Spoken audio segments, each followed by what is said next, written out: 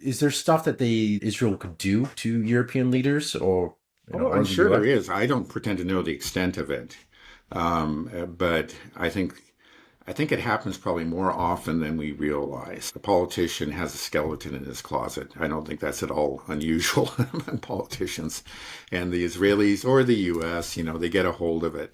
They find out what it is. They let this person know, hey, we know about this. And, but we're going to keep it secret because we're all friends, right?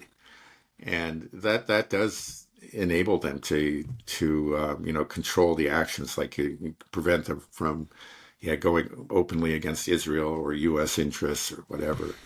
I can't say I know, how often it happens, but I think there's no question that it does. And that's part of, sometimes we wonder, like, why are these people acting so crazy? Why don't they wake up? Why don't they speak the truth? And maybe part of the answer is just, outright blackmail. Yeah, I feel like that. We were supposed to see the Epstein files, and all of a sudden that just kind of got shut down. They said, "Oh, he killed himself. Don't look at it." Yeah. Yeah. Yeah, it makes me wonder. With most of the politicians in the Western world, I feel like nobody really knows who they are. They kind of just get selected, floated to the top. And I've been hearing things about like Macron, that he really wasn't a very intelligent guy. He's got a really weird past history, with Brigitte Macron. According to Candace Owens, it's actually a man, Jean-Michel Trudeau. And I don't know. I listened, went into that a little bit, and I'm like, I don't know. There's a lot of questions here. It's a little No suspicious. comment. No comment. Yeah. That's not my. But anyways, somebody with a weird history, even if it was true, it's like they started a relationship when he was 14 years old, which is that's weird in Yeah. itself. But then he just kind of, from my understanding, is that he was kind of like picked by the Rothschilds and put into banking and kind of groomed and got into this position. And then you're wondering, like, is this how a lot of politicians are? They almost like selected and groomed? Because the reality is that I don't know anything about hardly any politician. Is they just get presented to us like, here is this guy, and these are the things you need to know about him.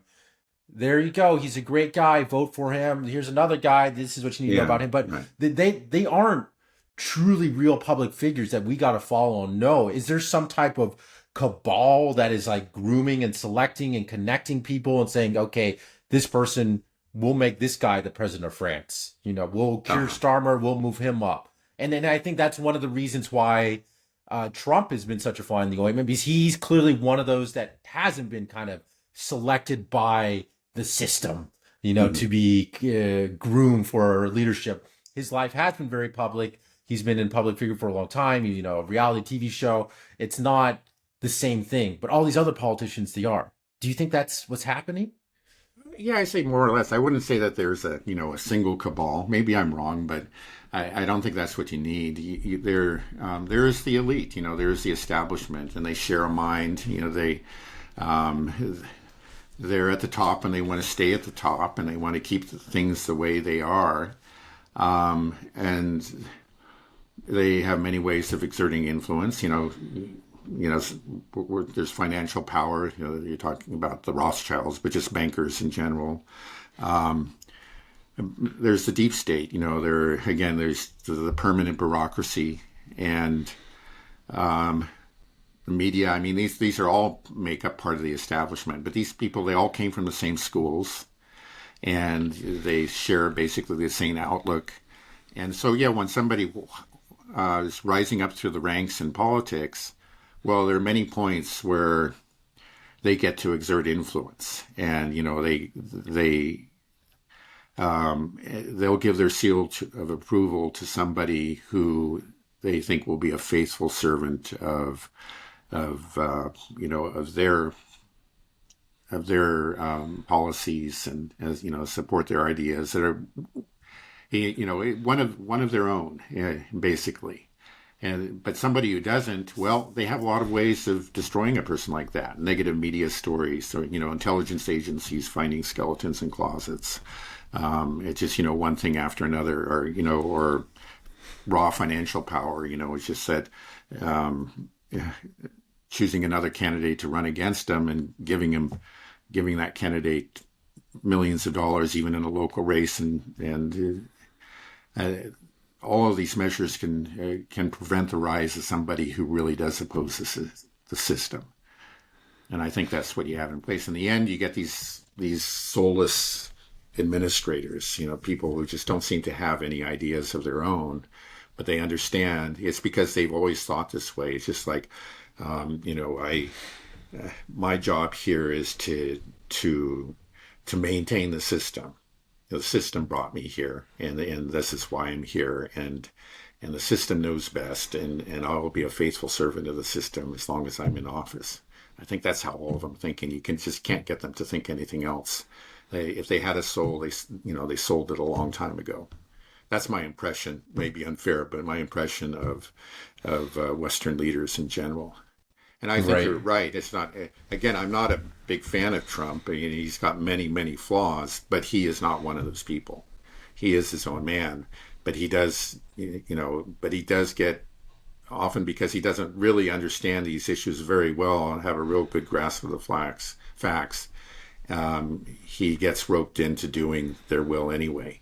I think they're probably overall quite nervous about him for good reasons, and we'll see that especially in the case of Russia.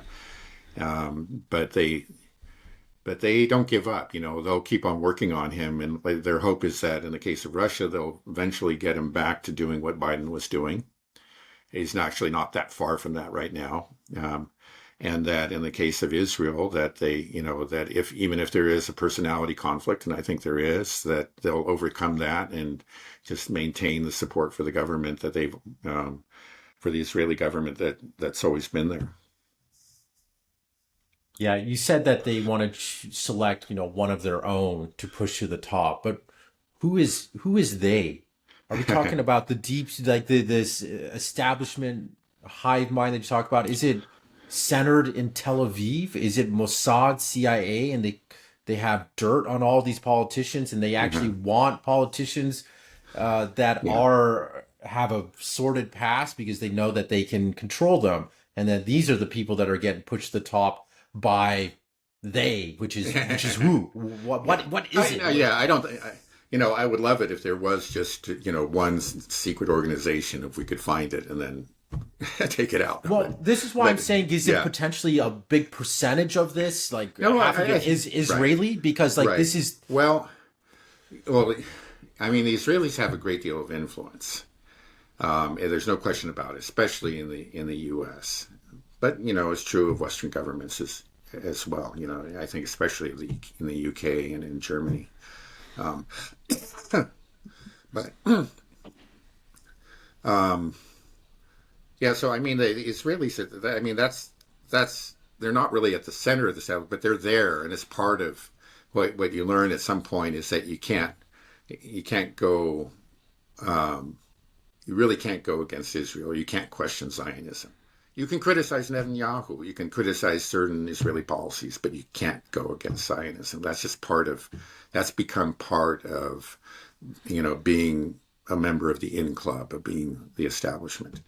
It seems amazing, and sort of like, well, how could all these people have the same point of view? But it's actually true. I mean, I'm struck by the extent, like, again, I found it was true, when I was in graduate school. It's just that everybody had the same opinions. It's just sort of like you learn. That's part of becoming um, part of the elite, whether it's the academic elite or media elite, is that okay, well, what are the opinions that I'm supposed to have to be part of this elite? What are the elite opinions?